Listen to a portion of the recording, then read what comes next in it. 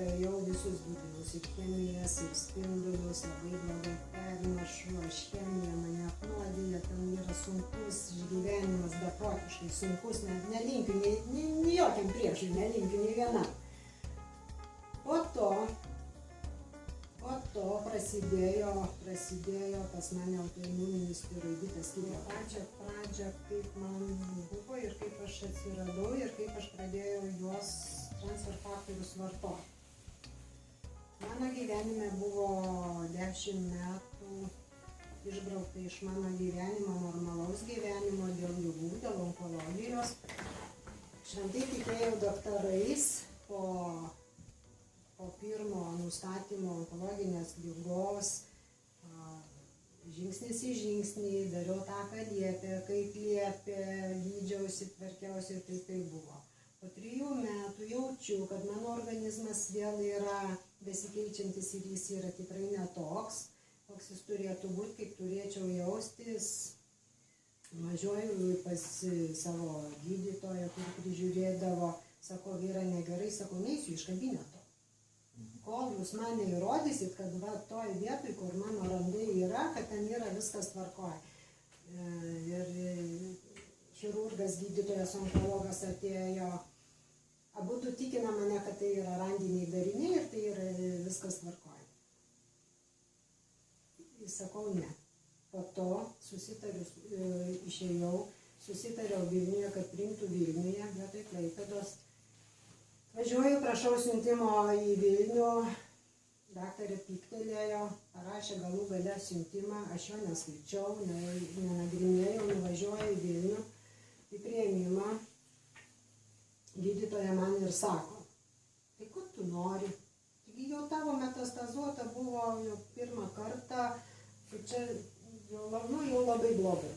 Aš jai sakau, negali būti, nebuvo metastazuota. Viena laimė, kad aš buvau atsišvietus visą laiką, kaip padarydavau tyrimus, kaip aš darydavau gaudavau kažkokį išrašą, vieną kartą iš vis pasiėmiau visą istoriją ligos ir parsivežusi darbą atsišviečiau. Ir aš visą tą bylą turėjau. Už durų sėdėjo vyras su visą tą mano bylą.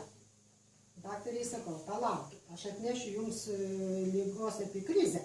Po operacijos nėra pas mane jokių metastazių, nebuvo po pirmo karto. Ateinu, atverčiu, paduodu, skaito. Tai ką ta tavo gydytoja čia man prirašė? Gydytoja supykusi, kad aš išvažiuoju į aukštesnio lygio klinikas, paėmė, surašė taip, kad jos niekas nepakaltintų. Surašė taip. Tai yra 2 skirtingi dalykai. Kaip tave gydys, kada tavo normali pozicija, ir kaip tave gydys, kada jau sako, kad čia jau yra labai blogai su tave. Tada, aišku, buvo pas mane tas vėl auglys pasikartojęs, čia nieko negali pakaltinti, ar tai kažkas nepavyko, ar tai dar kažką čia buvo, kaip buvo. Tada jau gydžiausi Vilniuje, Vilniuje padarė operaciją 2 kartą, Klaipėda siūlė iškart šalint krūtį, nuvažiavau ten, onkologinio krūties lygų onkologinių skyriaus vedėjas sako, anksčiau pjaudavom kaip su dalgiu, dabar ne, jeigu reikės, pasirašiau, kad pašalins, jeigu ne, sako ne. Krūtį išsaugojo, aišku, jinai yra randuota, yra, kaip ten bebūtų, tai yra invazija į organizmą.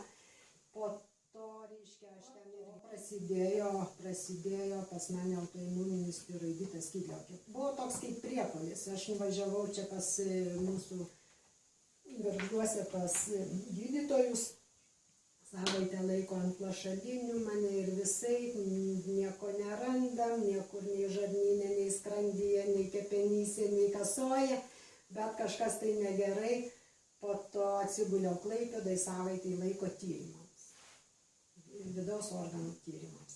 Ištikrino viską, tikrai nuoširdžiai visur viską ištikrino. Paskutinis pasakymas daktaro, autoimuninis tiroiditas. Autoimuninis nereiškia, kad skydliaukė rambėja, o tai reiškia, kad mūsų imunitetas yra taip išprotėjęs, kad jis nebeskiria gerųjų ir blogųjų ląstelių, yra naikinamos mūsų pačių gerosios ląstelės. Sakau, ką darom? O nieko, palauksim, kol surandės, tada duosim, reiškia, hormoninius vaistus.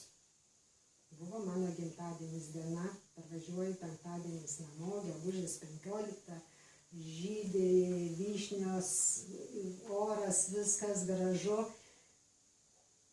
Tada man tiesiog sušvietė galvoj, viskas, visos problemos dėl mano blogo imuniteto.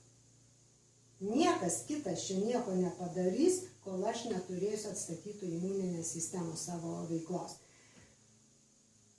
Neišlipau iš to rudo miegamojo visą savaitgalį, pasiėmus kompiuterį, ieškojau.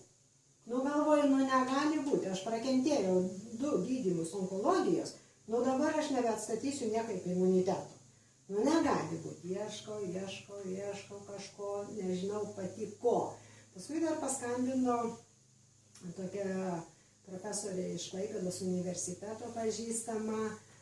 Pavažiuoju, aišku, aš neminėsiu, nesakysiu, čia nereikia. Ir sako, susitinkam, sako, nei apsirengusi, nei atsipraususi, ieškau kažko, jinai sako, žinai, aš girdėjau tokius transfer faktorių. Tu paieško, pamėgink apie jos. Taip, aš susiradau. Vyko Maskvoje, reiškia, gydytojų konferencija, imuninės sistemos klausimais. Radau aš ten tos įrašus, radau, kad ten dalyvavo iš Lietuvos vienintelis gydytojas Paulius Daineka, šitą pasakysiu. Tada aš susiradau Paulių. Paulius Daineka. Daineka, ja.